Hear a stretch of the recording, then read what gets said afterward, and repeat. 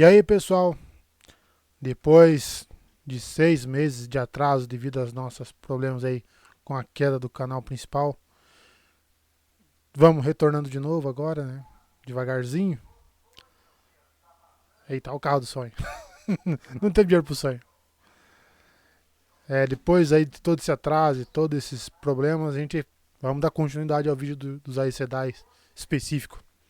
E finalmente hoje vamos falar do que é o meu favorito entre os Aes Sedai. Ou dos livros, da série não gostei tanto.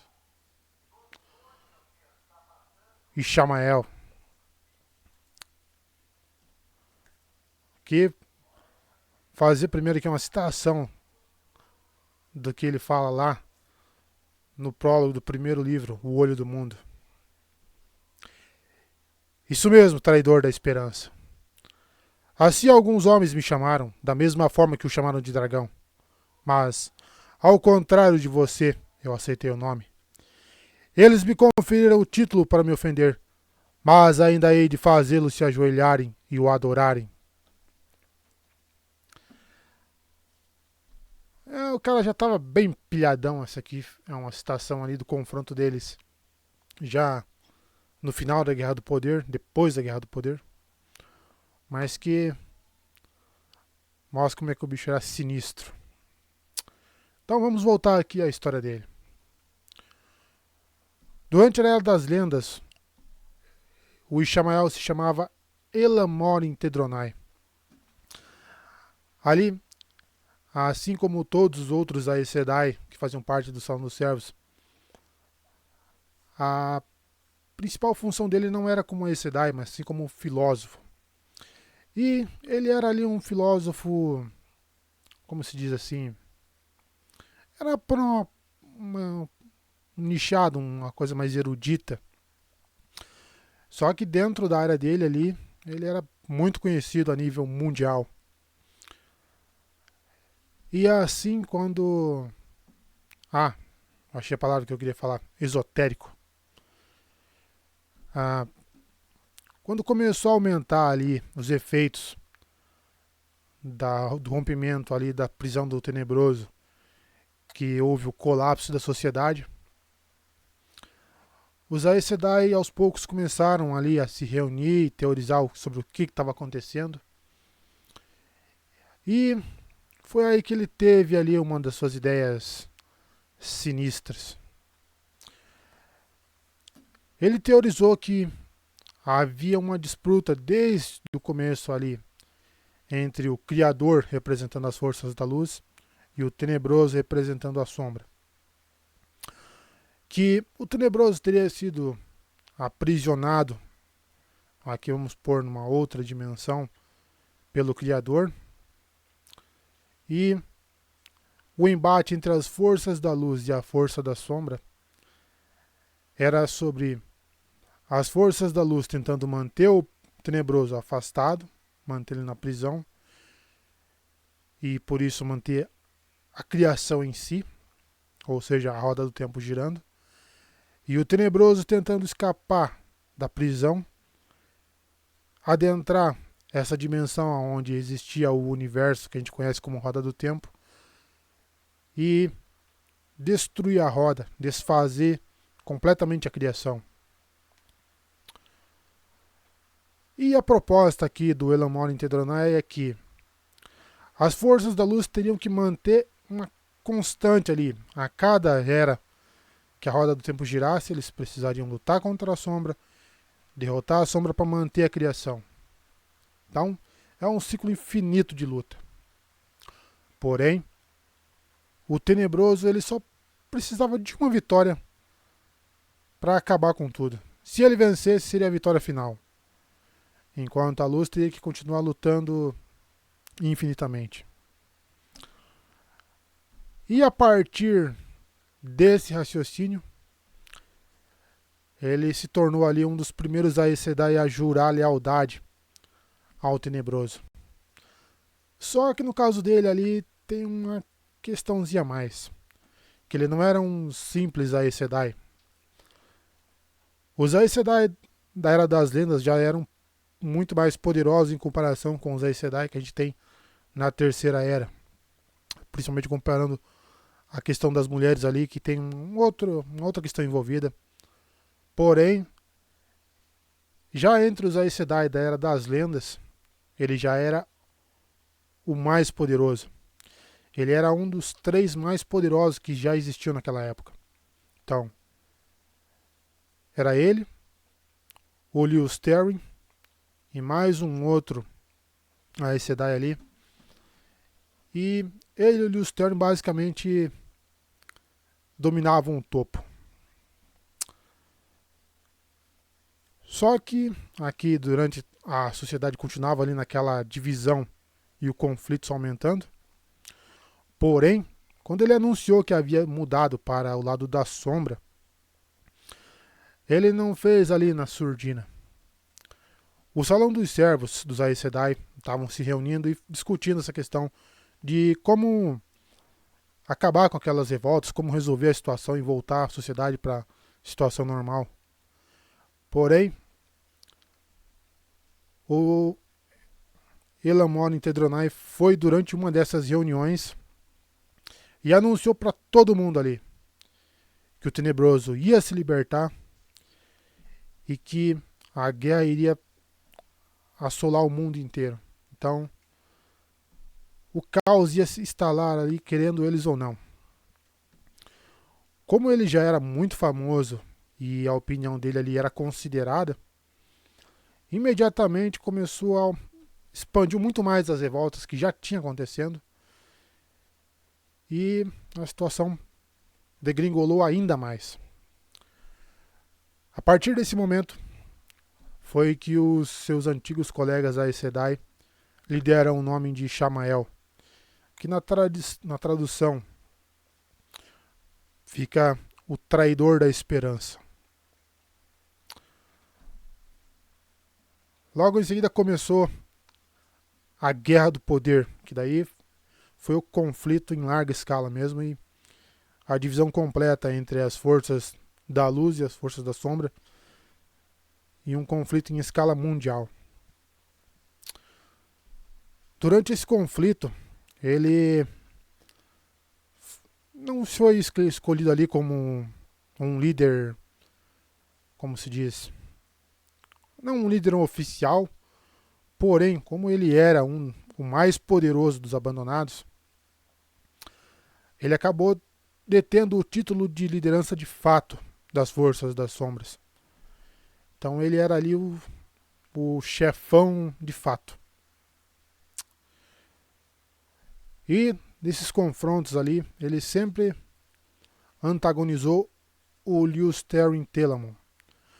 Nos livros ali, tipo, a gente sabe que eles se conheciam por ser da mesma época, mas não chegava a ser assim uma questão de amizade propriamente dita. Mas, pelo menos, pelo que eu tenho conhecimento até agora, né? Aqui, só para avisar para não dar spoiler, eu ainda não cheguei na segunda parte ali do final da saga dos livros mesmo, que tem mais informação. Então, o que eu estou fazendo aqui é com base que a gente tem de material no The Wheel of Time Companion. Mas voltando aqui. Ao mesmo tempo ali que ele tentava matar o Lews Therin para derrotar as forças da luz, ele também tentava converter o Lews Therin para se tornar mais um dos abandonados, mais um dos amigos das trevas a serviço do Tenebroso. Só que durante a Guerra do Poder ali ele não conseguiu, ele não teve esse sucesso. Aqui a gente tem ali, durante um ponto que a gente fica sabendo, que ele liderou, pelo menos enviou as tropas para atacar a maior cidade que a gente conhece na Era das Lendas, a Para-Andísen, que inclusive apareceu já na série, na final da primeira temporada, que a gente tem o Lews Therin conversando lá com a Latra Posai Decumai. Enfim, a cidade aparece ali brevemente na série.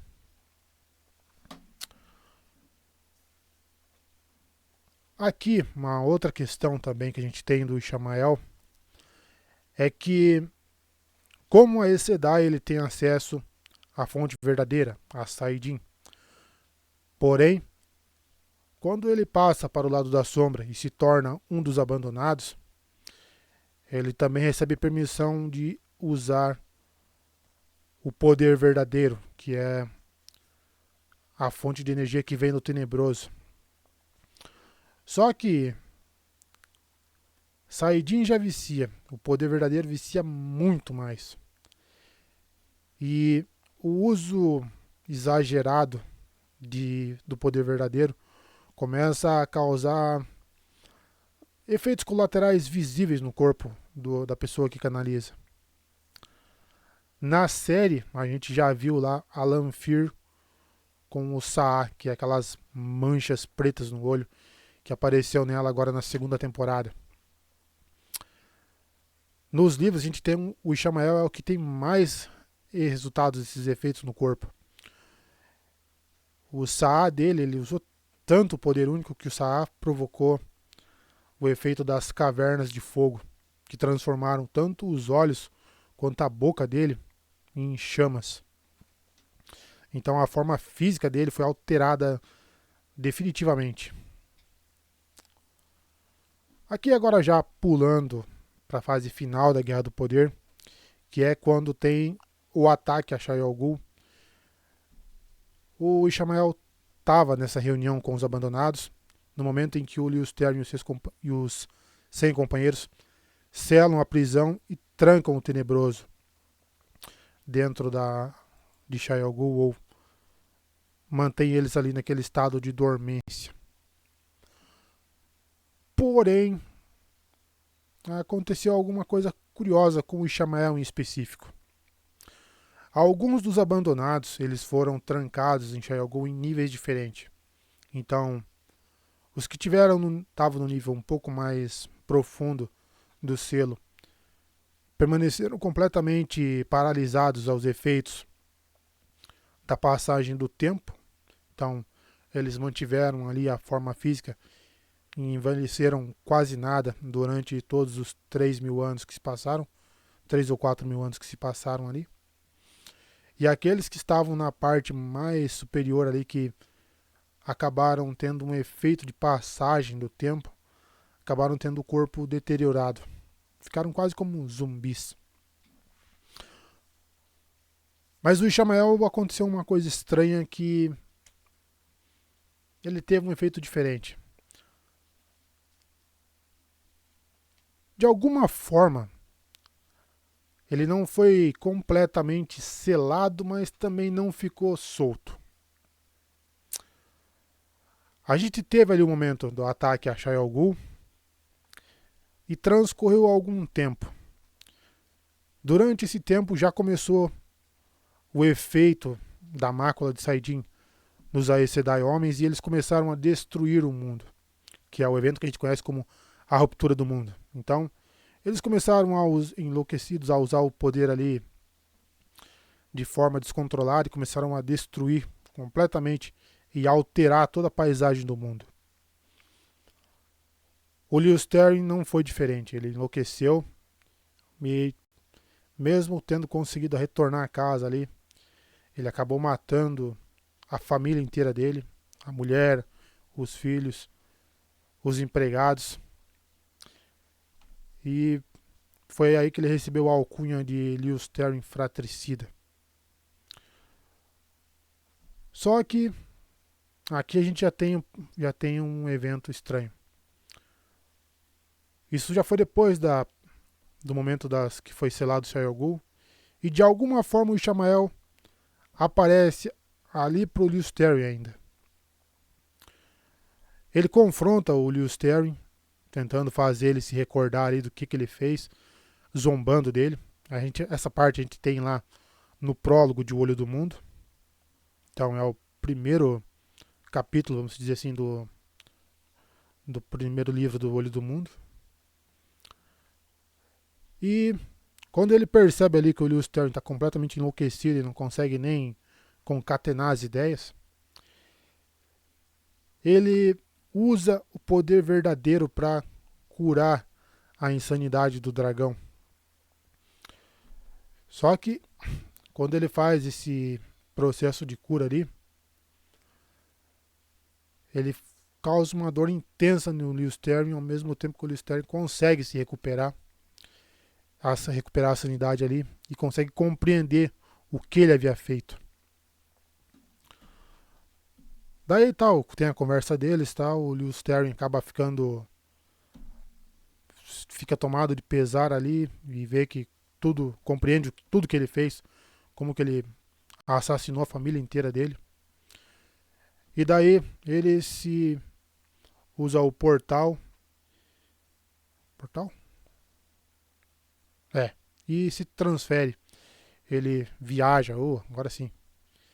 Ele viaja para um outro local e ali ele drena o máximo de poder que ele pode de Saiyajin e se suicida, criando um vulcão no lugar onde ele se mata.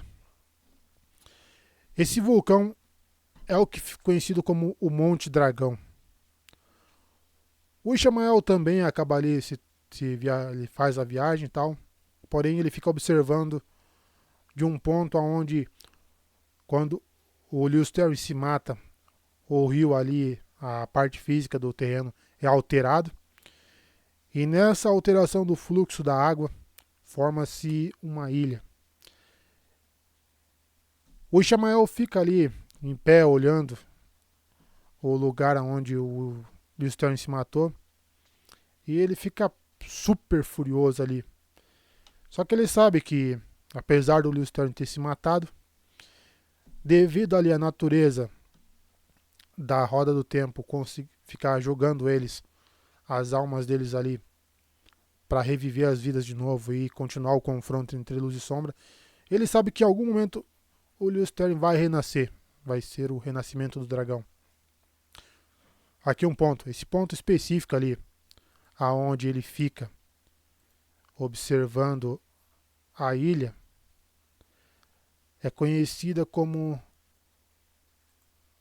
futuramente, no caso ali, depois dos eventos da ruptura do mundo, as Aes Sedai assumem o controle desse local e ali elas criam um Tar Valon, que vai ser ali aonde vai ser feita a Torre Branca e da onde as Aes Sedai vão basicamente controlar o poder ali pelos próximos 3.000 anos.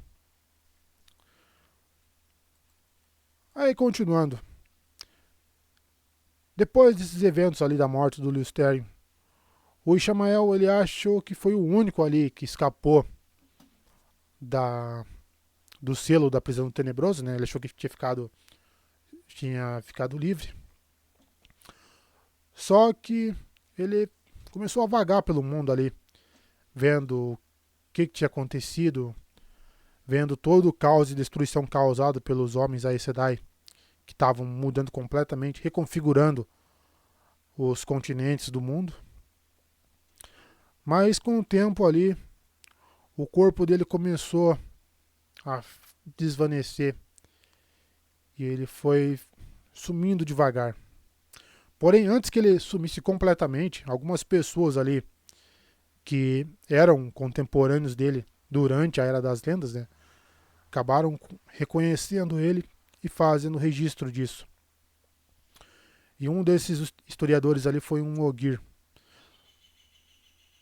Só que aquela questão ali, o Ogier ele ficou em dúvida, né? Porque em tese todos os abandonados tinham sido aprisionados em Shayol Ghul e a sombra teria sido derrotada temporariamente, pelo menos. Então, com o tempo ali, como o Ishamael desapareceu completamente, começou a se levantar dúvida se realmente era verdade que ele estava solto ou não. E no final eles acabaram aceitando ali que talvez tenha sido uma confusão e que o Ishamael realmente tinha ficado aprisionado e não teria escapado do evento lá do selamento da prisão. Aqui a gente vai ter um grande ato de tempo agora. Vão se passar quase 1000 anos praticamente ali entre o último avistamento do Ishamael e quando ele começa novamente ali a voltar a aparecer fisicamente e novamente ter um corpo físico fora da prisão de Shayol Ghul. Durante esse tempo ali de quase 1000 anos, o mundo havia se finalmente reestruturado e agora veio na região ali que a gente conhece no formato atual de mapa que a gente tem nos livros, naquele exato formato, porém com algumas outras, com modificação ali sobre os reinos que existiam. Era o período de glória das 10 nações. Ali eles tinham algumas tretas entre eles, tal, mas as forças da sombra ali eram mantidas contidas lá dentro da praga. Tipo, a praga continuava avançando um pouco, mas não com tanta força. E os reinos conseguiam conter ali as crias da sombra, principalmente Trollocs e Myrddraal, dentro da praga. Porém, assim que o Ishamael consegue retornar, ele começa a organizar ali um ataque massivo para desmantelar essas alianças ao Pacto das 10 Nações. Então, ele reestrutura os Amigos das Trevas e também reforça ali as Crias da Sombra. E ele começa a preparar essa força. E assim que elas estão prontas, ele lança um ataque maciço contra o reino de Aramael e passa feito um trator por ali. Esse avanço que passa por Aramael, ele vai invadindo os outros reinos e com essa força devastadora que ele teve, ele começou a ficar ali achando que já era o próprio Tenebroso em si. E aí, nesse ponto, ele adota um novo nome. Lembrando, o Ishamael era um nome que os antigos Aes Sedai da época da Era das Lendas tinham dado para ele. Aqui, ele adota um novo nome. Ele adota o nome de Baal-Zamon, que a tradução fica o coração das trevas. E aqui ele começa... O cara já era louco, aqui ele só vai enlouquecer ainda mais. Uma outra questão aqui durante esse período que ele vai reestruturar são as Aes Sedai que eram amigas das trevas. Lembrando, os Amigos das Trevas, ele é a organização geral que ele pega tudo ali, desde os abandonados, os Amigos das Trevas comuns, até os Amigos das Trevas Aes Sedai, sejam homens ou mulheres. Porém, aqui a gente já tem a Torre Branca estabelecida durante esse período do Pacto das 10 Nações. E ali havia algumas Aes Sedai que haviam jurado lealdade ao Tenebroso, mas continuavam ali na surdina dentro da Torre Branca. Quando ele organiza essas novas Aes Sedai, ele cria a Aja Negra. E usando o bastão dos juramentos, ele consegue anular os 3 juramentos que as Aes Sedai são obrigadas a fazer quando se tornam Aes Sedai plenas. E ele substitui por novos juramentos. Eu não sei se eu já fiz vídeo sobre a Aja Negra, mas futuramente eu abordo elas mais específicas ali, que é uma outra estrutura dentro da Torre Branca, basicamente. Mas voltando aqui a essa guerra. Esse ataque dele às 10 nações ficou conhecida como a Guerra dos Trollocs. Esse ataque inicial ali, além de desmantelar Aramael, ele começou a provocar tantos danos, mas tantos danos ali, que vários outros reinos acabaram caindo também no processo e se desmantelando completamente, deixando de existir. E essa invasão chegou quase até o sul.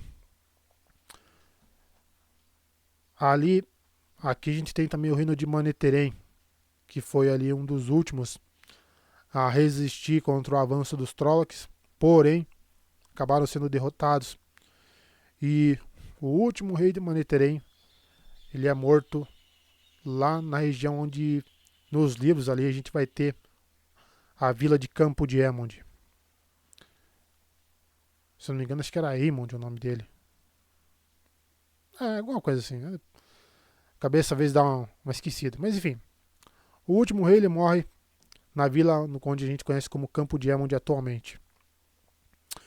E aqui uma outra coisa importante, só para fazer uma nota também, que é durante essa invasão ali, havia um reino entre Manetheren e as terras ali da fronteira, que era conhecida como Aridol. Esse reino também caiu, e a cidade ali, porém, não caiu exatamente por causa de um ataque das forças da sombra. Caiu mais porque começou ali uma questão de suspeita e o próprio povo da cidade de Aridol começou a ficar tão obcecado em combater a sombra que eles passaram a adotar ações e estratégias que eram basicamente tudo que as forças da sombra faziam. E eles acabaram criando um outro mal ali. Não exatamente igual ou alinhado ao tenebroso, meio que à parte, mas combatendo entre eles. E o próprio reino de Aridol acabou caindo por conta própria. Eventualmente ali, essa invasão durante a Guerra dos Trollocs foi detida. Porém, outra coisa que eu esqueci de falar aqui. Como não havia os abandonados para comandar as tropas nos ataques, outra coisa que o Ishamael fez foi criar uma nova estrutura de liderança dentro dos Amigos das Trevas, que ficaram conhecidos como os Senhores do Medo. No intervalo ali de tempo de, acho que salvo engano, acho que 40 anos, o corpo de Ishamael começou a desaparecer novamente. E assim que ele desapareceu, os Senhores do Medo não conseguiram manter o ataque contra as 10 nações, ou o que sobrava das 10 nações, e começaram a se dividir. E à medida que eles foram se dividindo ali, os reinos sobreviventes conseguiram controlar esse ataque das forças da sombra e derrotaram os Trollocs. Mas nesse rescaldo que teve ali, basicamente o Pacto das 10 Nações havia deixado de existir. E os reinos que conseguiram sobreviver não duraram muito tempo também. Acabaram se dividindo e novos países foram formados. Então, aquele reino, aquela unidade que tinha das 10 nações deixou de existir.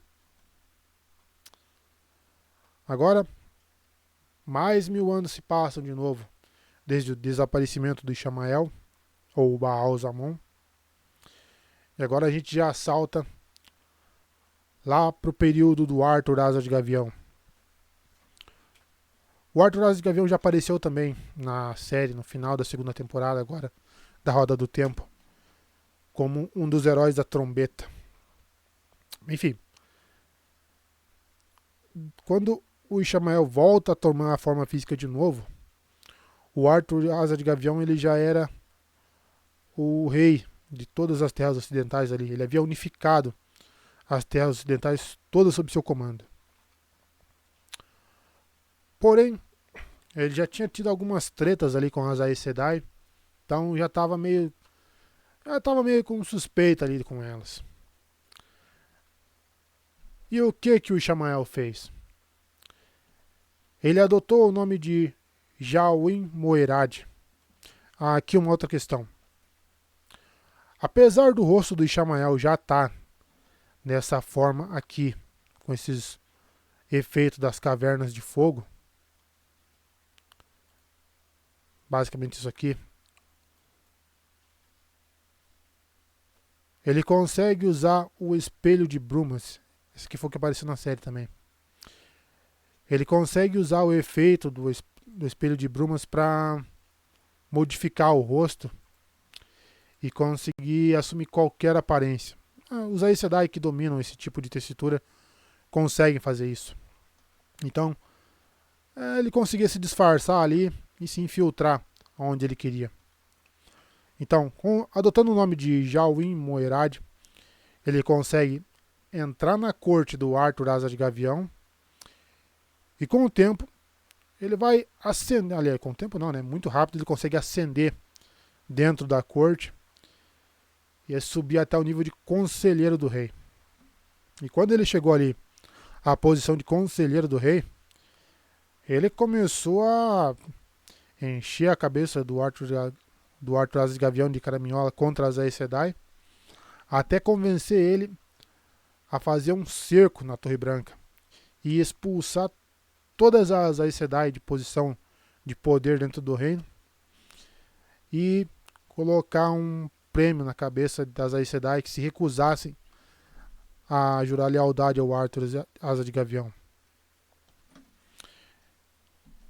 E ao mesmo tempo que ele estava na corte ali, minando o poder por dentro, ele também preparou uma nova invasão de Trollocs vindos da Praga. Só que o Arthur Asa de Gavião conseguiu reagir super rápido e conseguiu derrotar os Trollocs antes que eles conseguissem invadir as terras ocidentais e destruir tudo. Essa derrota deixou o Ishamael super furioso e ele aumentou ainda mais a vontade dele de destruir o reino.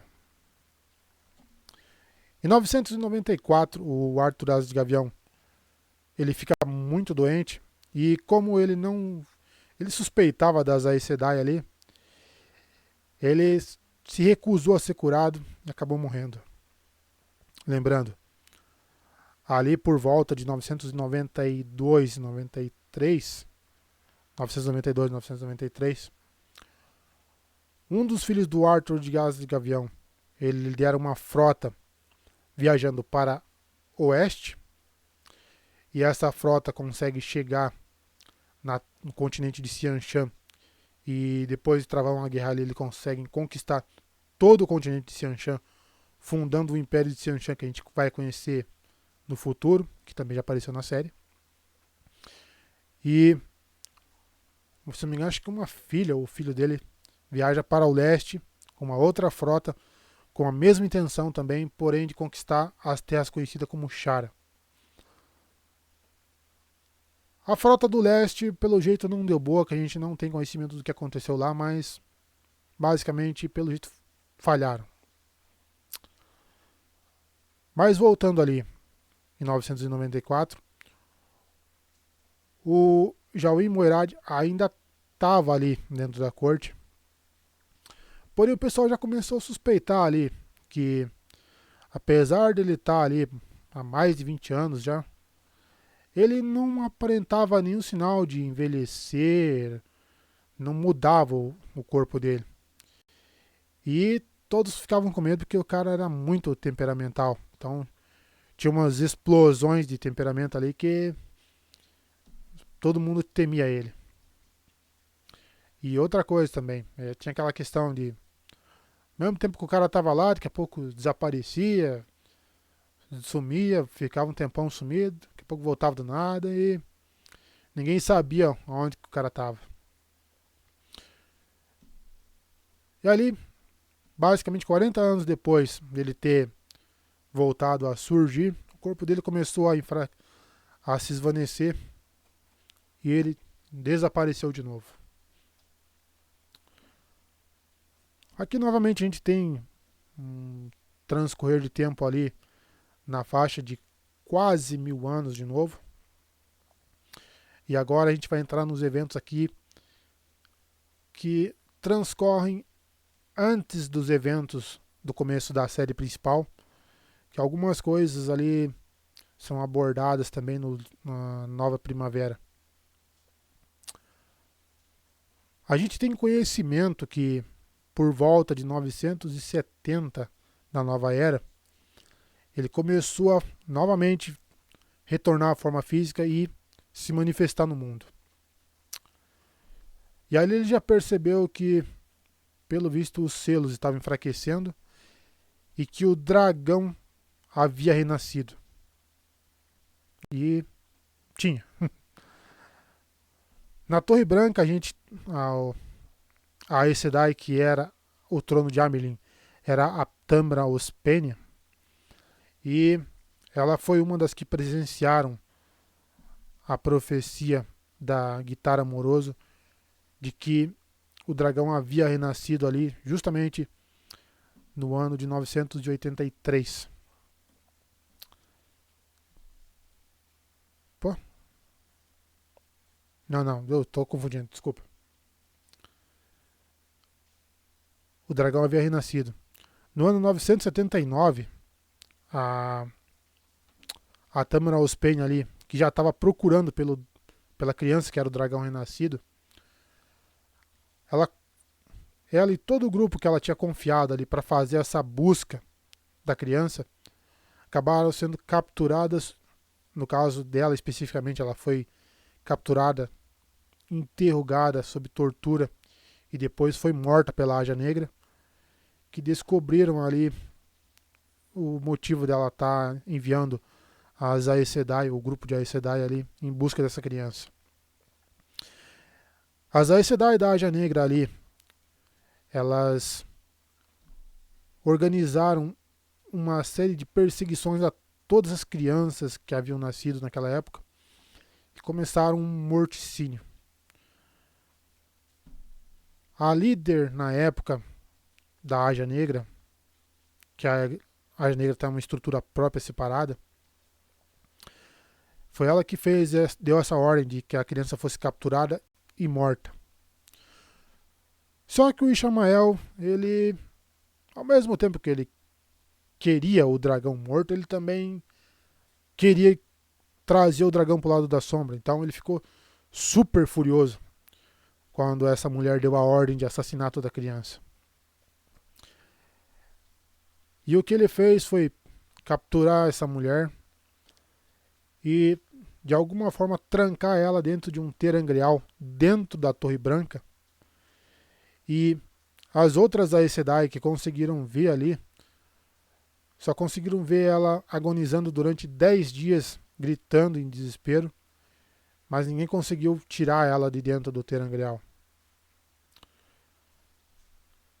E aqui ele também teve um outro sinal. Com o renascimento dessa criança, que seria o dragão renascido, os selos da prisão do tenebroso finalmente estavam enfraquecendo. Então, em breve, os selos fraquejariam e a prisão seria aberta de novo. E dessa vez ele seria solto em definitivo. Não seria mais nesse bumerangue de 40 anos. Não, 40 mil no caso. E foi o que aconteceu. Ali por volta de 997 a 998, ele faz parte ali da primeira leva de abandonados que é completamente libertado e começa os eventos dos livros. Espero que vocês gostem aí. Não é perfeito, mas também vamos seguindo ali devagarzinho, né? Muito obrigado por quem tem acompanhado os livros comigo aí. Valeu. E vamos em frente, né? Roda do Tempo, pelo menos pra mim até agora é meu livro favorito. Tô curtindo demais. Queria conseguir os livros físicos, mas tá difícil. Mas valeu, muito obrigado, pessoal.